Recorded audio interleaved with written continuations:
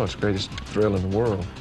To be riding a 1,000-pound animal 35, 40 miles an hour and hitting a little white ball.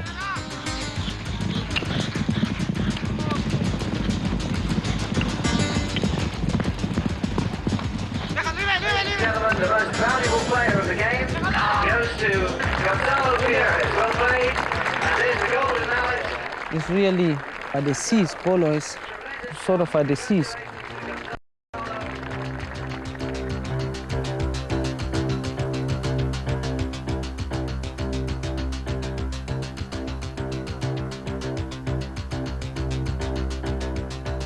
I never saw somebody getting out of polo, you know? You always see people coming into polo, but never saying, oh no, I don't like the game, or I'm going to change it for another one.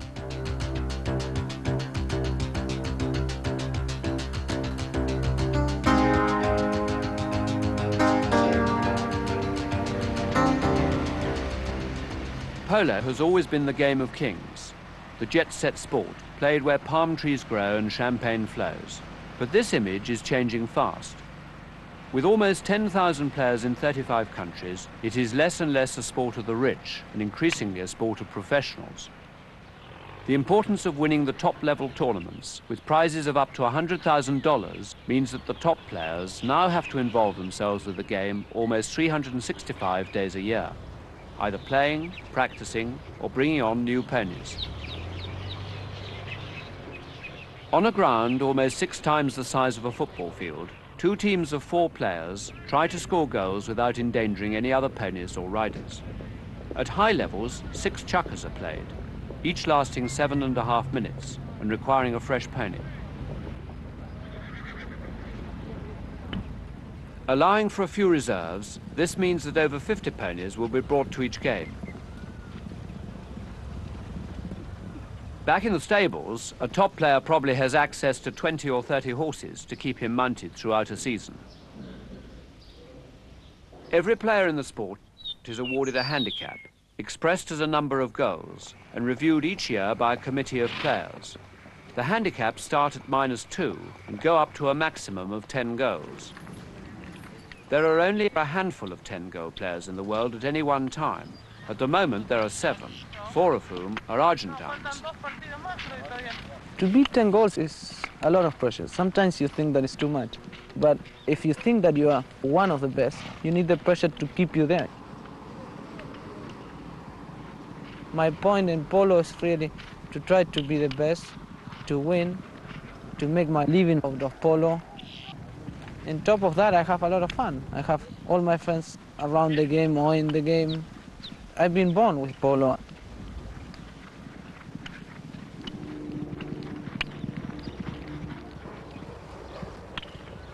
For 9 years, I arrived at the end of the year without anything. Now it's beginning to pay. But I'm 40 years old, and maybe I'm on my way down. The only reason I really want to be a 10-goal player now would be to be able to sit down when I'm 65 years old and say, I was once 10. I'd like to do it for 1 year and then put me back again. I always wanted to be 10 goals. When I got to be 10 goals, don't get me wrong, it was great, but in the spotlight all the time, you can't miss a penalty shot, you can't have a bad game. Every tournament you play in, you've got to be super well mounted to maintain the 10 goals, and it's the pressure. It's just too much. The 4 positions on the field each have a specific function within the game. Number 1 has a chiefly offensive role, staying upfield to receive passes and score goals.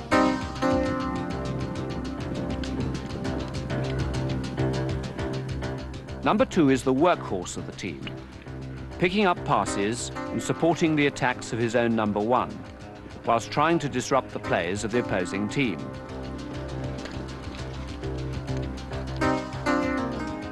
Number 3 is the centre half, turning defence into attack and feeding the ball to his forwards. He will often be the best player on the team, controlling tactics.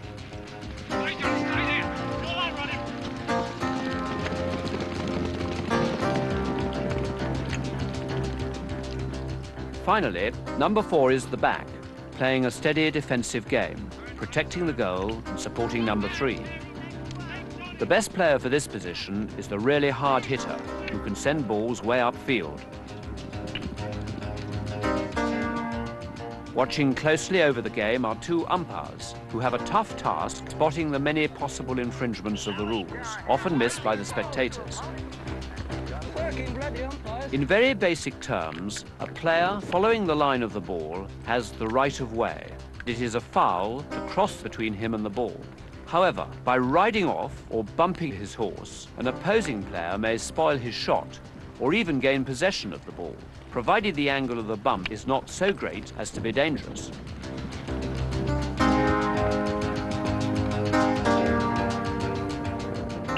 A player may hook an opponent's stick while he is attempting to strike the ball, provided this is not across his opponent's pony. Alternatively, he can meet the ball from the opposite direction, provided he does not cross the line. The game is played with wooden mallets of varying length and flexibility. The stick must be held in the right hand, even by a left-handed player, and is wielded in 4 basic directions.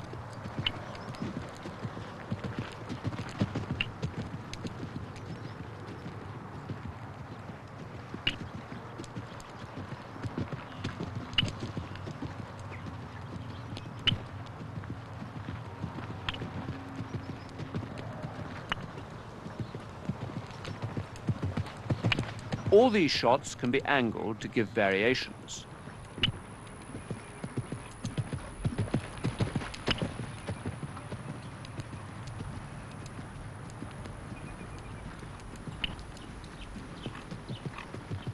Hit by the best players riding at maybe 35 miles per hour, the ball can reach speeds of up to 120 miles per hour. Tommy Wayman played his first game of polo at the age of 6, encouraged by his father, who was also a top player. As a teenager, he turned to rodeo, but came back to polo, saying it was just as exciting, but lasted 10 times longer. He achieved the 10-goal rating in 1983, the first American to do so since 1951. Probably the most important thing to me is the horses. I really enjoy making the horses perform to their maximum. You have to think about the mental state, keeping his mind right, because you're asking them to go wide open, stop and turn, run into another horse. At the same time, you're swinging a stick off of him, and a lot of times they fatigue or they just quit. They just throw in the towel. The first time a racehorse's feet hit the ground, there's 3 times his body weight on the front 2 feet. How many times does a polo pony do that in a chukker? A cutting horse will cut a cow for a maximum of 2 minutes. And we're asking this horse to do what that horse does for 7.5 minutes. So to me, the polo pony has got to be the greatest animal athlete in the world.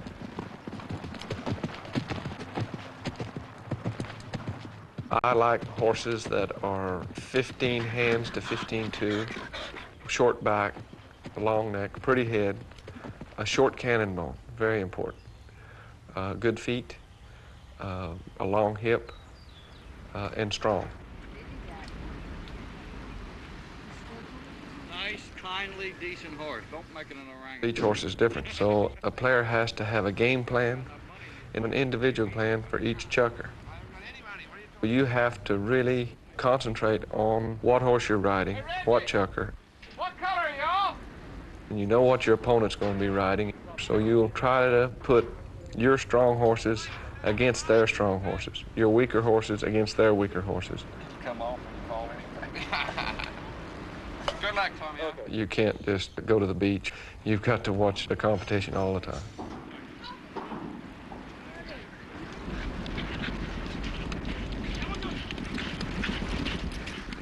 Never play their game. Try to get them playing your game. A lot of polo ponies go to the left much better than they go to the right. So you see a player that's having problems getting to the right, you'll put all the balls to the right. Wayman takes the cut shot and almost to go. Wayman, nothing in it in front of the goal mouth. Taken out there by Timo Pinello. Every position needs a special kind of horse. Number 2 needs a very quick off the mark, very handy, short bursts of speed. I have to have a horse that's very light in the mount because I'll get into a play, and if a horse is not quick and I can't get out, I'll get run over. You just want them to where you can take 2 fingers in. Because when you're going wide open, it's going to take more than that. But if they're schooled to lightness, then you've got it. You just are born with it. They've either got it or they don't. Once you see that they have it, then you have to protect it. Don't be severe with them, but don't baby them either. There's a happy medium.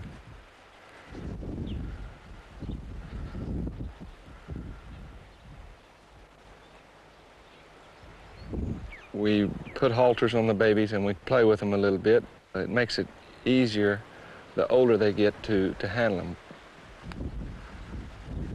It takes a lot of time, 3 years, 4 years, actually 5 years before you have anything really good enough to take to Palm Beach.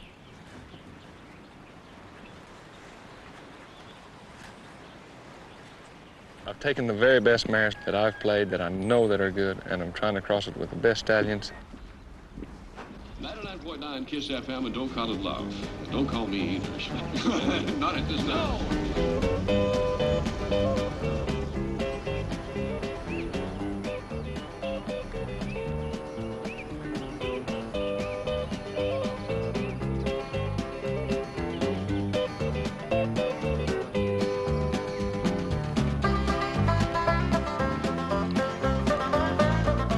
Where the nose goes, the ass has got to follow.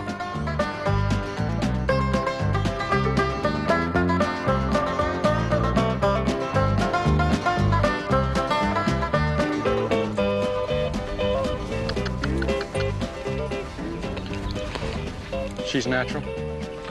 A natural makes a horse trainer out of a lot of people, you know. Patience is the biggest thing.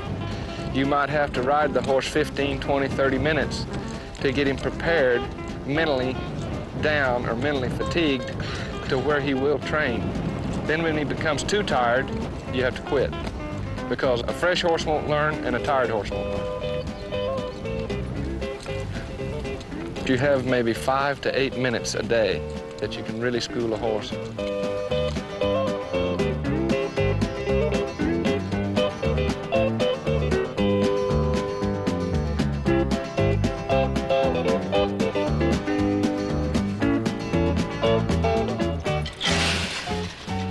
Polo, once you catch it, you never get rid of it.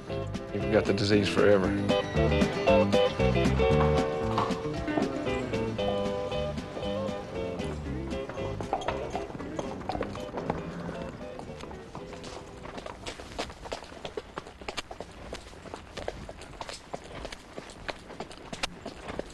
Come on, this is a good girl. I'm always looking for horses. It's actually very difficult to find an extraordinary polo pony. Julian Hipwood learnt his polo in the Pony Club, along with his younger brother, Howard. His natural ability was so remarkable that he gave up his ambitions to be a professional footballer and has played polo for England since 1971. I was always told the best type of polo pony was a 100-mile-an-hour donkey. In other words, very quiet, but could do 100 miles an hour. Obviously, they have to stop and turn.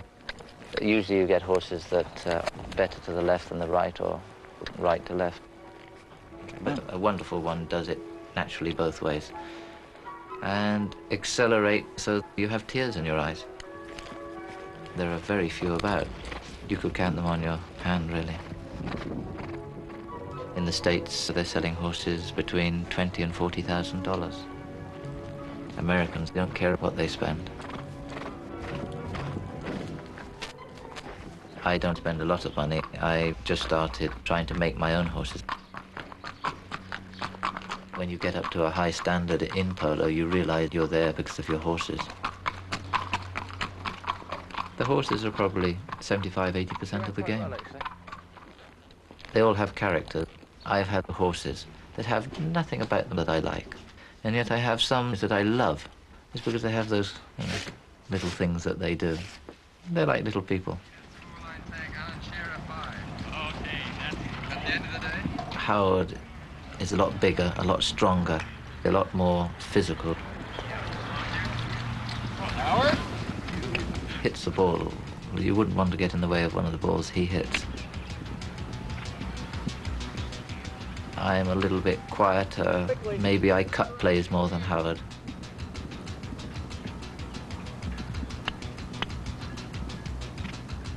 We used to play very well together, but now we're usually battling against each other.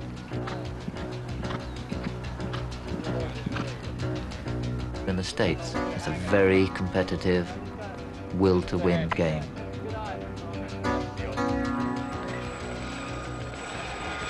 I prefer it here, the good fun of the game.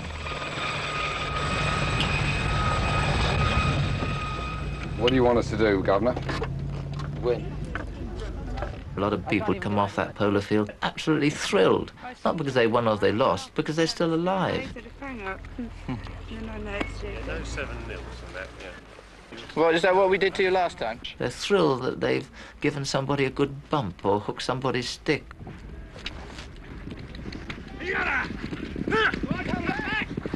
The thrill of sitting on a horse, hitting a ball, galloping flat out around the field is unbeatable. It's just that wonderful feeling. It's rather like motorbikes. I just like the wind in my face. I like the feeling of speed. A motorbike is a mechanical thing, but now we have an animal that has a brain, has these 4 legs going all over the place, and has a, they don't all stop the same. The brakes, sometimes you can't reline them on a horse. There's so many little things that happen out there on the polo ground, amusing things or really infuriating things, that everybody afterwards they meet in the bar, they talk about those things, and there's a lot of leg pulling that goes on.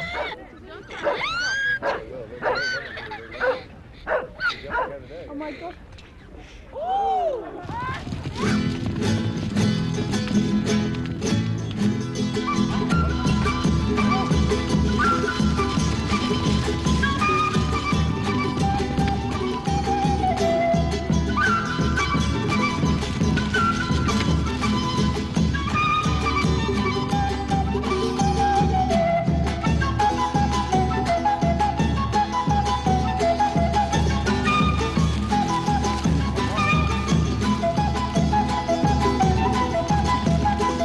Argentina produces more players and more ponies than any other country. Horses here are still bred in thousands and used to work the cattle, which provides an excellent training for the skills required on the polo field. Argentina is sort of behind other countries, but that is very good for polo because you can still use a horse that I hear that in Australia and places like that they're using motorbikes.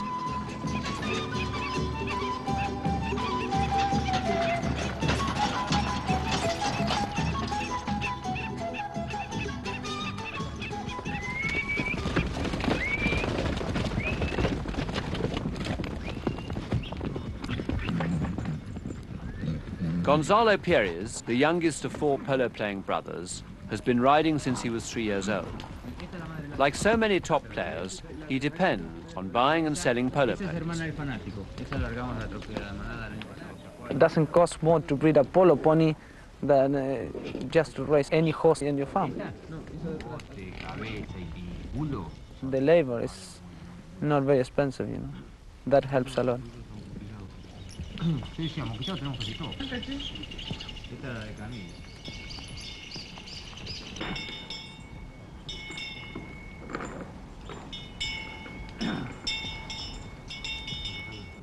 The breeding of polo horses here is nearly 90% a thoroughbred. The good mixture is a little bit of quarter horse or horse that is very good to work the cattle. They don't need to be just built to run like a thoroughbred. You have to find the type to stop quicker than normal. not very tall, because that way you don't miss a ball. Athletic ability of the horse, that is the name of the game. I buy my horses when they are around 6 years old. They played maybe 2 seasons. I should spend 100% of my free time looking for horses to try to maintain your handicap. You have to maintain the level of horses. That is really the secret. You get very close to some ponies, but you need to sell them so you make your living.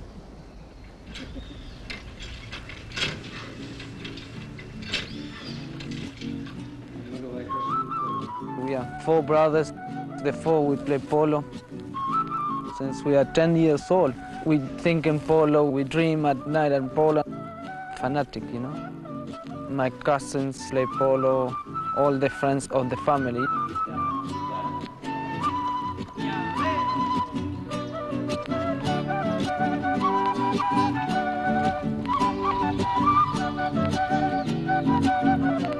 Argentina has close to 4,000 players because here it's very easy to play polo.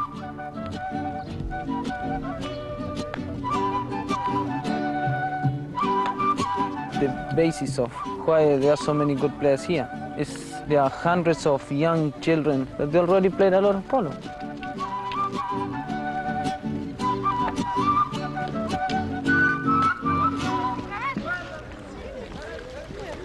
%70 of the good players, they have another top player in the family.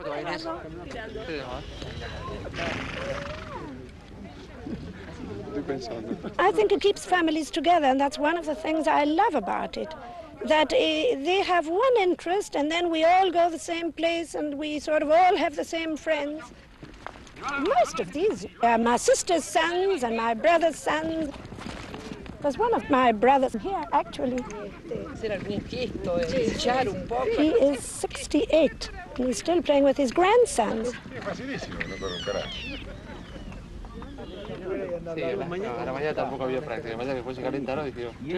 The main reason I play polo is because I love horses. The horse is more important than the sport itself. But when you start competing as seriously as we are doing now in all over the world, I think you have to be a good polo player, you have to forget about the horse for the 7 minutes you're on it.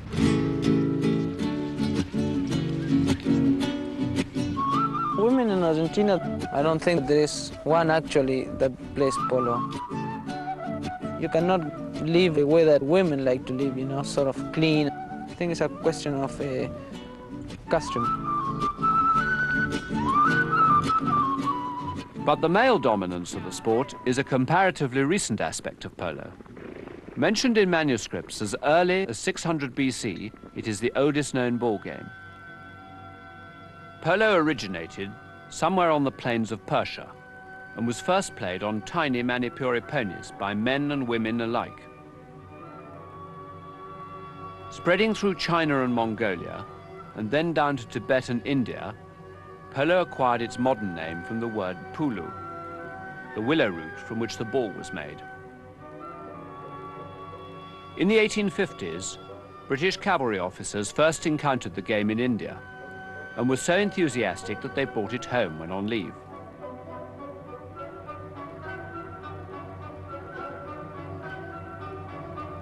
The first match in England was played in 1869 on Hounslow Heath, with 8 players on each side.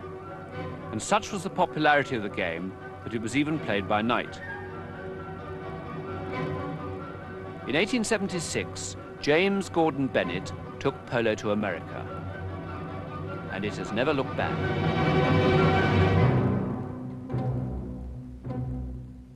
Once it had spread south, it did not take long for the Argentines, capitalizing on their flat, open plains and handy native ponies, to become the foremost players and breeders of ponies in the world, exporting both their own skills and those of their mounts with great success. However, following the Falklands War, Argentine players and ponies were banned from England for several years. England, it was a place that we were sort of fanatic to go. Everybody likes a game and they love horses. You play, even if it rains, you play. Has a lot of character.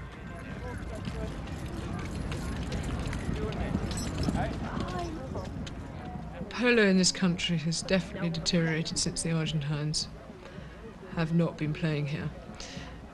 I mean, you imagine cricket without the West Indians. The Argentines are the best polo players in the world. I played with his father. We heard you fled out the bedroom window. When it gets underway, you'll be in everybody's way, so please back to your seats. Ladies and gentlemen, welcome to Windsor for the Coronation Cup. England in blue, Mexico in green, and we're in for a big, really big afternoon. I assure you of that. We look at the England side. England, number 4, Howard Hipwood, Superman of English bowler without any shadow of a doubt. Some horses are really exceptional, so you have to mark up much tighter to stop them escaping, because once they've gone, they've gone. Also, your teammates must know if you've got somebody in your team that can actually fly on a horse. You try to hit long balls because they've got the speed.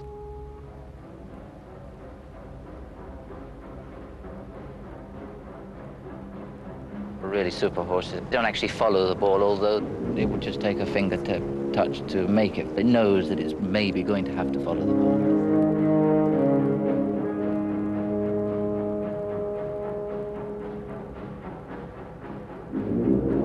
When you change horses after a chukka, you have to anticipate accordingly. If you jump out of a Ferrari and get into a Mini, you know the difference.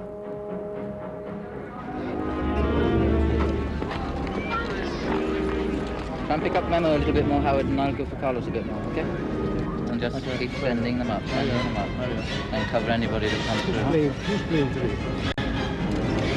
This your man bloody got him. It's your man. Don't let them turn, don't let them play. If they play, they'll beat you. El caballo, ¿dónde está? ¿Cuál caballo quieres? ¿El llorón? No, el cromo. No, el cromo.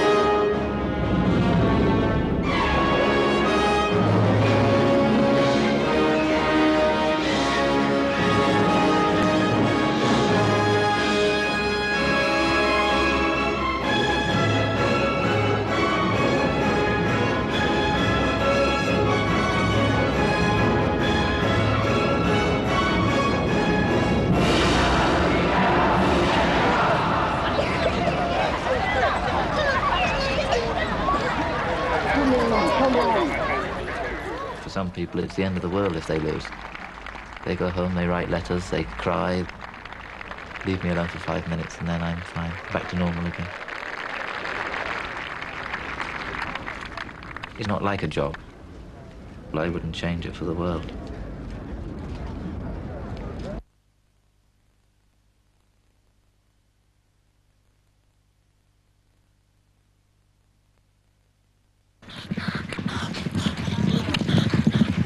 Polo is a very dangerous sport. I don't know, quite honestly, why we don't have more accidents.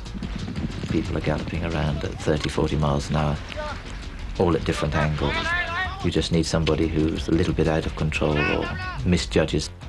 I've been hit out of the saddle by Tommy Wayman, actually, and I went into a wheelchair for a few weeks, then on crutches. I was out for 2.5 months. I had 50 splinters taken out of my hand. That put me out for 4 months. I wear a mask because I just don't want to have my face smashed in. In the last 3 or 4 years, we've probably lost 5 or 6 polo players. It's usually broken necks. It's a dangerous game, both for the horses and the man. I've been unconscious for 4 or 5 hours. A lot of stitches. I had 28 stitches here from a polo mallet. I had a lot of accidents, but really serious was the horse went over me flat out. If the horse will catch you before you hit the ground, that will make you whip with the head or will land on top of your head, the horse, then it's really bad.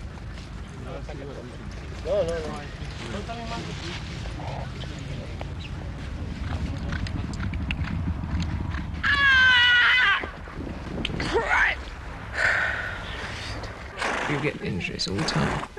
Is it quite so hard? It's no good worrying about them. Broken collarbone, broken cheekbone, broken... I cracked my jawbone about 2 years ago. But, you know, all these things, I mean, at the time, it's a pain, literally, but it's also a nuisance because you're laid off.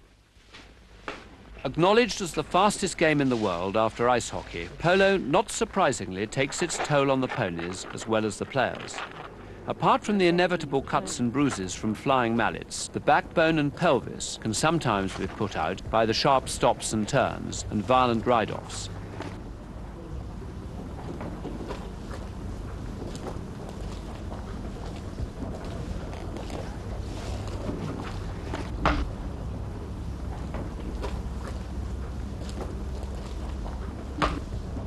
Those bones should be absolutely in a straight line like that.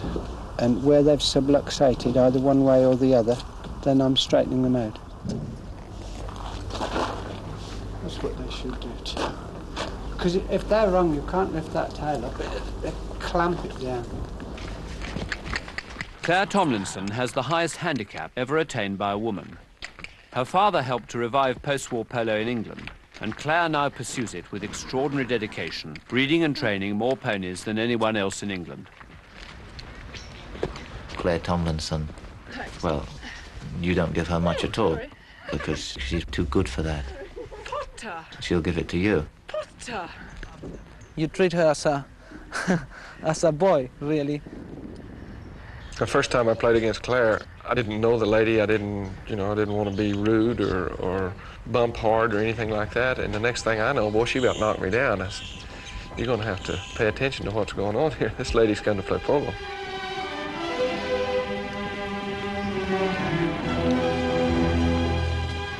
Some men will really try to rough you up, especially in England. The Argentines are always very polite, but you see, the better the player, the less they need to be rough.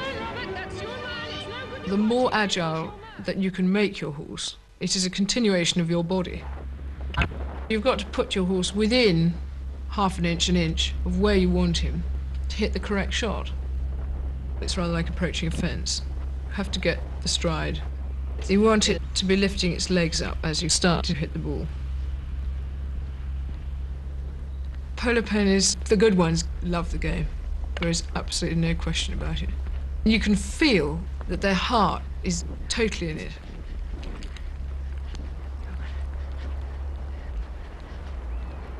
There's an incredible shortage of polo ponies. So we breed them and bring them on with the aim that they're going to play polo. Above all, I try to handle them in a way where they trust the person who's handling them. And this means usually that you get a quiet horse that's not going to object when you do something new. I sit on them when they're a year and a bit, and I back them when they're 3. I think if you take each pony at their own speed, there's no reason why they shouldn't all play polo. Yes, good girl. There's a good girl. I don't like any horse that kicks, or I don't think there's any excuse for that, really. There's a good girl. Hey? But I mean, when she gets going, she's not a donkey. Once they're 6, they've got to go and earn their oats.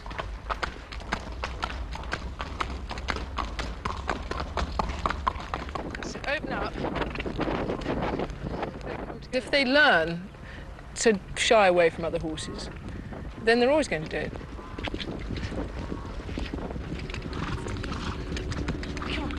You can't actually get them to ride off properly until they answer the leg, move away from the leg. You have to be on the verge of doing a half pass. Hopefully by the time my ponies play properly, they can do a half pass. Don't let her jack out. Don't let her do that. She mustn't learn to do that. Come on, push her on. Give her one down the backside. Come on, push her on. Faster. That's it. Well done. I usually make about 7 or 8 polo ponies every year. Time is the thing. Once you try to hurry it, that's when the ponies go wrong. Come on. Come on. No, wrong leg. Come on. There's a good girl. Come on. In Argentina, they tend to handle their horses much later. The time spent in the early stages is nil, and they try to condense the breaking in time.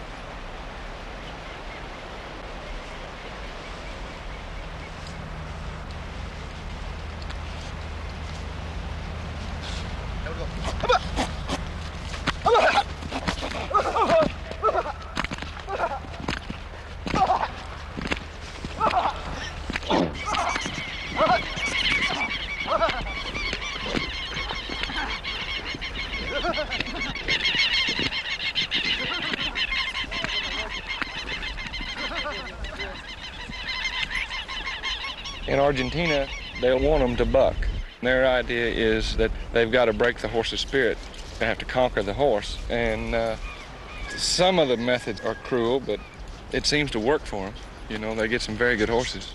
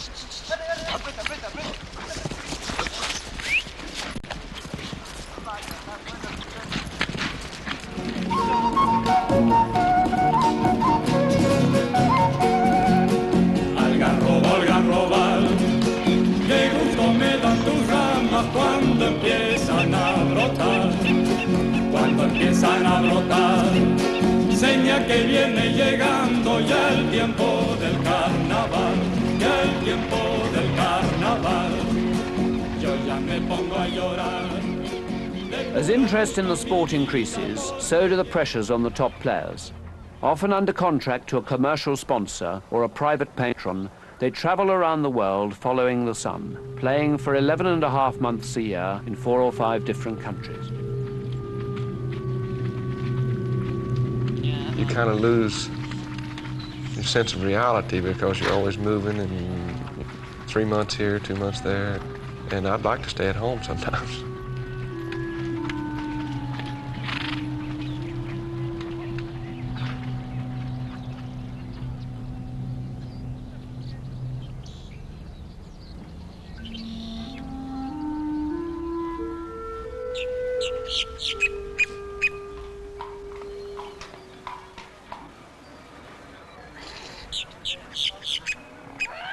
It's a lot tougher in America. The grounds are better, faster, and they spend more money on their horses, so it gets a lot more sort of brutal, harder ride-offs.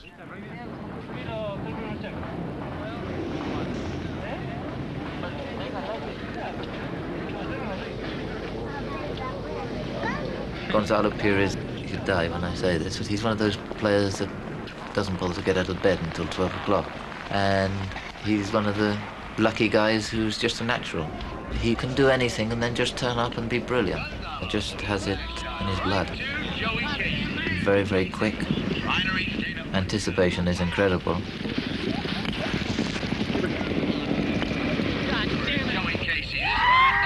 When you play against Gonzalo, he's mounted so well, he doesn't have a weak chucker. He's got 6 very strong horses. So what you have to do, one player on your team has to get control of him, try to eliminate him before he ever gets to the ball. Don't ever let him get to the ball.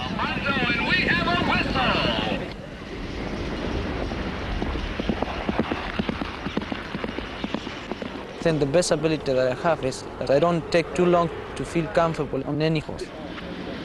Some people really do mind changing from one to another. I don't think you have to horses that they move the same in the whole world. You should be able to adjust to the horse in maybe 1 minute of the chucker. You cannot take longer than that because the game is over. The Hippolyte brothers, the higher the polo is, the better they play. In England, they don't play as much high goal polo, and I imagine that they got this ability as dreaming.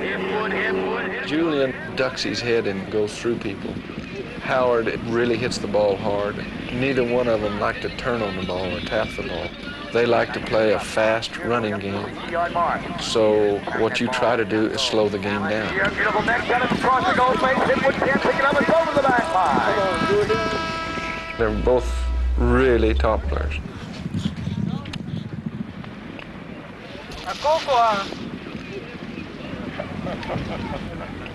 Tommy Wayman getting the first score of this afternoon's match, and it's now Retama, Southern Hills. Tommy Wayman, he likes sitting with the boys, chewing his tobacco and spitting with a can of beer in his hand, and to play polo with the people he likes. He has a very good reputation of making horses. He has wonderful striking ability. He has one of the best eyes you can find in polo. He's very good to hit the ball in the air. If the ground is bouncy, it's no different for him. He's always very well mounted. The best way to play against him is to try to play a very open game. He's one of the quickest in the game.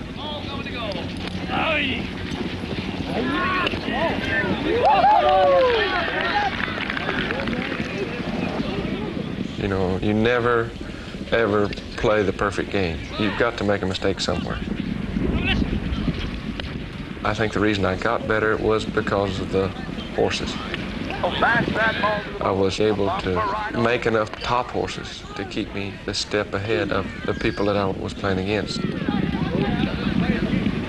My horses play 6 months of the year, but no more than 3 months at a time.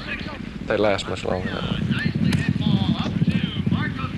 There are players, if they've got a good horse, they'll play at 2 chukkers in every game, 2 chukkers, 2 chukkers. Well, if a horse has got 1,000 chukkers in him over a 10-year period, you're cutting his lifespan in half. So I don't like to double up on my horses unless I just really have to. Which maybe once a year I'll play a horse twice, and that's all. And my horses last longer. I've got horses that I'm playing now that have been playing high goal polo under me for 6, 7 years. Knuckle down! Come on, Tommy. Well hit, Mikey! Well done! Come on, boys! Come on! Stop being a hot dog, damn it! 1 minute? Come on, Tommy! No, less. Less.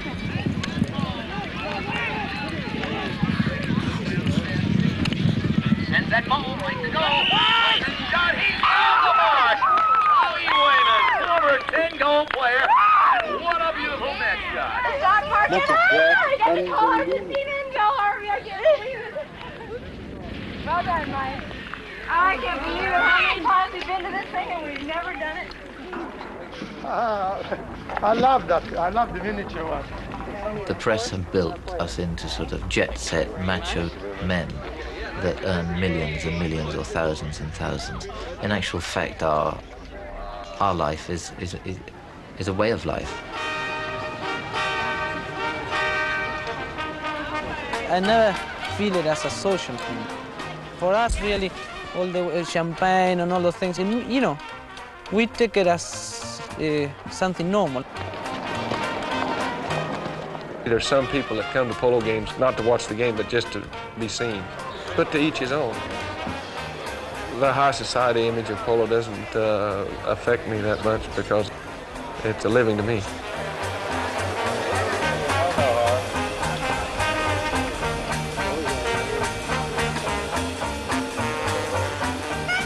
Polo is on the increase. It's on the increase here in Argentina. It's growing in the United States. I haven't been in England lately, but I imagine that will be growing there. It's growing in Brazil, growing in all South and North America. Even they're playing polo in Asia. In the whole world, I think the polo is growing.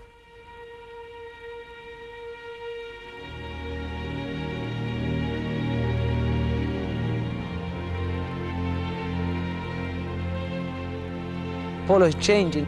Before used to be more a game to play between friends. I think now that you have to play to win.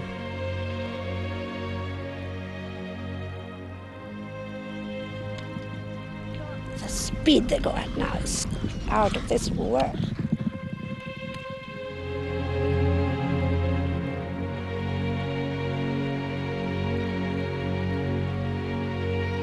Polo has done nothing but go up for the last 5 years. I don't know what's going to happen. I have no idea. Things are happening too fast for me. It's just grown by leaps and bounds. It's just incredible. I would think that the golden days of polo are now maybe just beginning.